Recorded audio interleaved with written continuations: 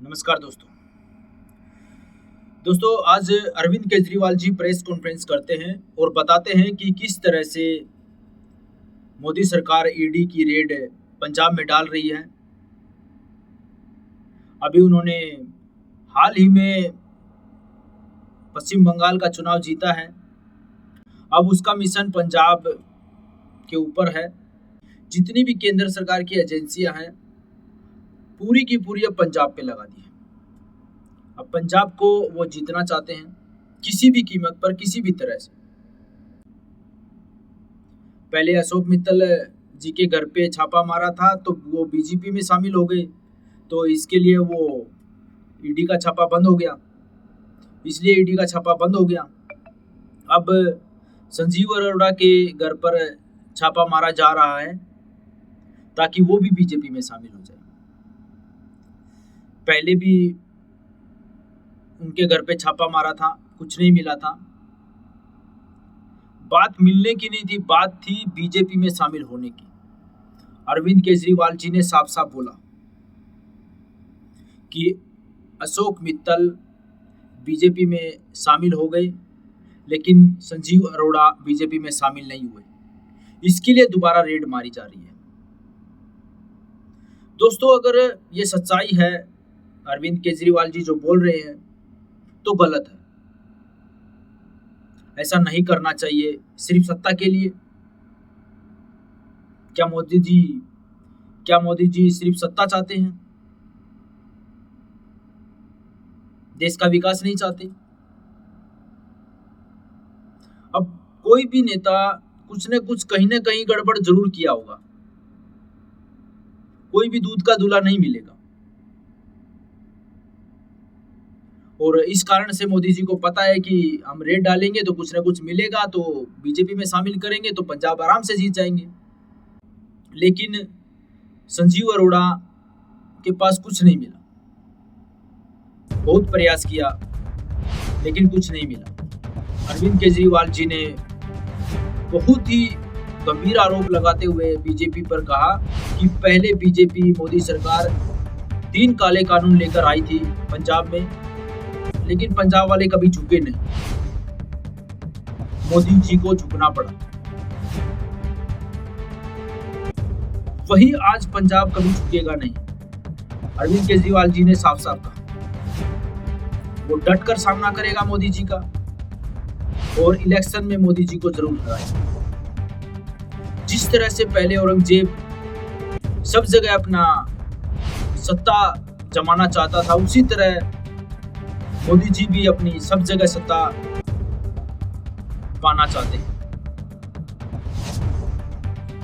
और जिस तरह से औरंगजेब का पंजाब ने सामना किया था, उसी तरह पंजाब के लोग मोदी जी का सामना करेंगे और मोदी जी को हराएंगे 2027 के चुनाव में। ये अरविंद केजरीवाल जी ने साफ साफ कहा। लेकिन दोस्तों, बात यह है कि क्या चुनाव जीतना ही मकसद है? जिस तरह से पूरे देश में सरकार बना रहे हैं, कुछ तो गलत हो रहा होगा। 2027 के अंदर पंजाब में चुनाव है, तो अभी से ही मोदी जी पंजाब के चुनाव में लग गए हैं। इसलिए वो ईडी की रेड डाल रहे हैं। और अरविंद केजरीवाल जी ने साफ साफ कहा कि वो इसलिए डाल रहे हैं क्योंकि उसके पास चुनाव लड़ने के लिए कोई भी कैंडिडेट नहीं है। इसलिए हम जो भी सत्ता में है उनके घर में रेड डाली जाए, कुछ न कुछ मिलेगा तो अपने में शामिल की जाए, तो फिर उसके बाद उनको सीट दी जाए और चुनाव जीता जाए। जिस तरह से आपने देखा कि 7 सदस्य बीजेपी के साथ शामिल हो गए क्योंकि कैंडिडेट नहीं मिल रहा था उनको। अब उनको इलेक्शन में खड़ा करेंगे 2027 में।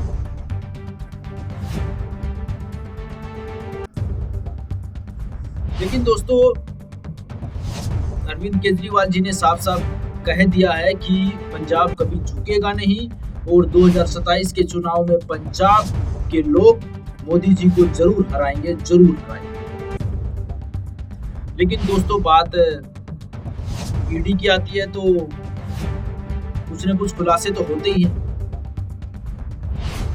फिर जो राघव चड्ढा जी हैं, उन्होंने ईडी की रेड का बड़ा खुलासा किया कि क्यों ईडी वहां पर रेड डाल रही है। उन्होंने बताया कि किस तरह से वहां पर मनी लॉन्ड्रिंग चल रही है। देखिए ये रिपोर्ट। लेकिन दोस्तों सवाल उठता है कि पहले क्यों नहीं बताया? जब राघव चड्ढा जी आम आदमी पार्टी में थे तो पहले क्यों नहीं उजागर किया ये चीजें, जो आज बता रहे हैं कि 21 लाख रुपए बिल्डिंग से फेंके गए, बालकोनी से फेंके गए, तो आज क्यों बता रहे हैं? और ये भी बोल रहे हैं कि मतलब हमको रोका गया, दबाव दिया गया, हम पे बोलने नहीं दिया गया। क्या इतने कमजोर है राघव चड्ढा जी? जो कुछ गलत हो रहा है तो वो मीडिया के सामने या पूरे देश के सामने नहीं बताएंगे? क्या इतने कमजोर हैं? अब भी क्यों बता रहे हैं जब बीजेपी में शामिल हो गए? ये भी सवाल उठता है। दोस्तों आगे देखते हैं कि ये घटना कहां तक जाएगी। दोनों तरफ से आरोप प्रत्यारोप चल रहे हैं, दोनों तरफ से आरोप चल रहे हैं। अब राघव चड्ढा जी भी सामने आ गए हैं आम आदमी पार्टी पर आरोप लगाने के लिए, क्योंकि वो उनमें थे तो उनको कुछ अंदर की बात जरूर पता होगा कि क्या हो रहा था आम आदमी पार्टी में।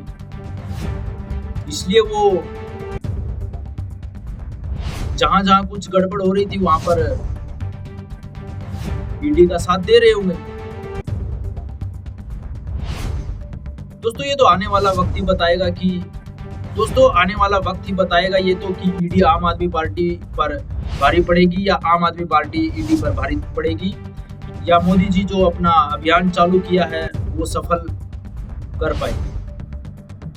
दोस्तों ये थी छोटी सी जानकारी हमारी। अगर आपको वीडियो अच्छी लगी तो प्लीज चैनल को सब्सक्राइब कीजिए और लोगों तक भी शेयर कीजिए। धन्यवाद।